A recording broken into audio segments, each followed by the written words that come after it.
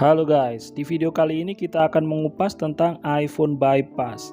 Nah, buat kalian yang nggak tahu apa itu iPhone bypass, aman apa nggak bang beli iPhone bypass? Kan harganya murah banget tuh. Nah, kalian bisa tonton video ini sampai habis ya.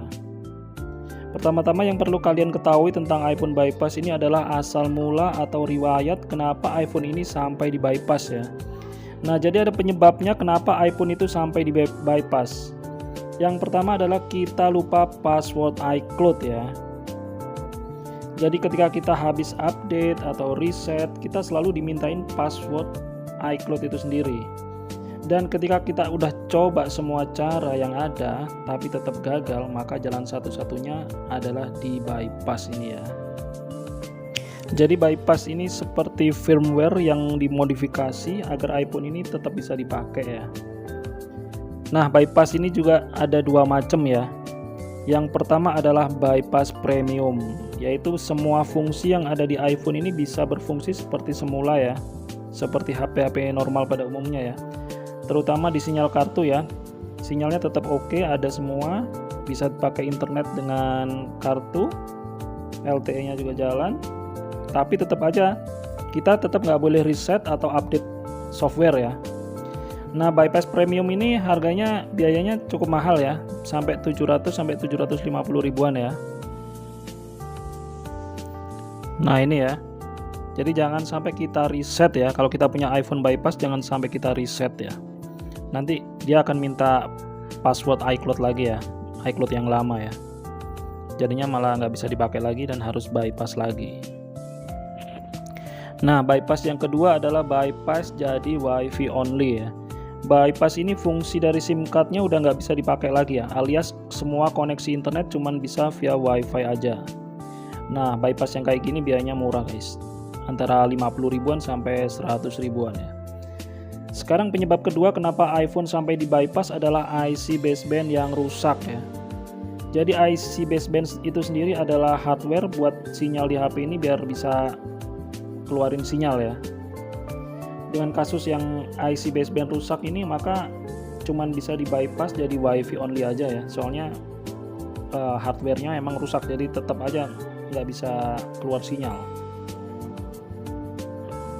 Jadi penyebab iPhone di bypass itu antara dua itu ya, lupa password iCloud dan IC baseband yang rusak ya. Kita lihat di sini yang saya pegang ini adalah iPhone yang IC basebandnya rusak ya. Jadi kita lihat ini sinyalnya dia no service, kadang juga searching. Jadi gampang banget untuk mengetahui iPhone itu IC baseband rusak apa enggak ya. Kita lihat ini kan no service ya. Biar kita masukin semua kartu tetap dia kebaca no service ya. Nah, cara mudahnya lihat baseband rusak apa enggak gampang ya. Kita bisa buka setting atau pengaturan. Terus kita cek mengenai atau about. Kita langsung cek di sini ya. Firmware modem ya. Kita lihat ini nggak ada ya firmware modemnya ya. Firmware modem kosong ini berarti IC baseband bermasalah ya atau rusak ya. Gampang banget untuk melihatnya. Sekarang kita coba lihat yang IC basebandnya normal ya.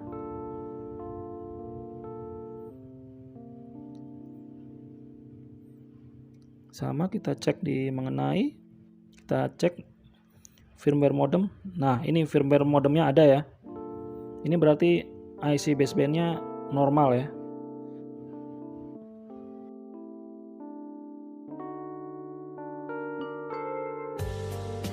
Nah, sekarang balik lagi ke pertanyaan worth it apa enggak bang beli iPhone bypass ini. Jawabannya adalah tergantung. Tergantung kalian mau pakai buat apa. Kalau kalian mau pakai buat daily driver atau kalian jadiin ini HP utama, maka jawabannya adalah nggak worth it ya. Kenapa saya bilang nggak worth it? Karena di iPhone bypass ini masih banyak kekurangannya ya. Yang pertama mungkin notifikasi yang lambat. Kadang kalau kita nggak buka WhatsApp maka message-nya nggak masuk ya. Yang kedua adalah downloadnya yang lambat kali connect-nya ya. Kita coba ini kalau kita mau download ya, download aplikasi ya terutama ya. Kita lihat ini muter-muter terus guys, lama banget connect-nya. Tapi ntar kalau udah connect dia jalan normal downloadnya. Cuman untuk pertama kali ini connect-nya lambat sekali downloadnya. Jadi masih muter-muter gini aja. Sekitar 1-2 menit baru dia nyantol. Begitu juga ada bugs-bugs lain ya. Kadang ada bypass yang nggak bisa dimatiin. Jadi kalau kita matiin HP-nya maka kita harus ini ya, bypass lagi ya. Atau kita kehabisan baterai, kadang kita harus bypass ulang ya. Jadi kalau buat daily driver kurang worth it ya. Nah, lain cerita kalau HP ini kita pakai buat ini ya, HP secondary ya. Kita mau pakai buat multimedia seperti lihat-lihat konten, lihat YouTube, atau update story di Instagram, ataupun main game. Nah, HP ini worth it banget ya. Beli iPhone bypass ini worth it banget buat multimedia gitu ya. Jadi kita bisa beli dengan harga yang murah, tapi kita bisa manfaatin kemampuan dari iPhone bypass ini ya. Karena harganya yang sangat murah ya. Nah, kalau kita buat main game, PUBG apa, itu sangat worth it ya. Karena harganya yang murah banget ya. Selisihnya bisa jauh banget dengan HP yang nggak bypass ya.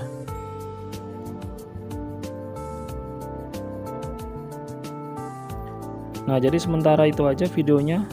Jadi video ini buat kalian yang ingin membeli iPhone bypass, maka kalian harus banyak-banyak pertimbangin dulu kelebihan dan kekurangan dari iPhone bypass ini sendiri ya. Jangan sampai kita udah beli terus kita menyesal ya. Jadi sekian videonya ya. Terima kasih udah nonton. Bantu like dan subscribe ya guys.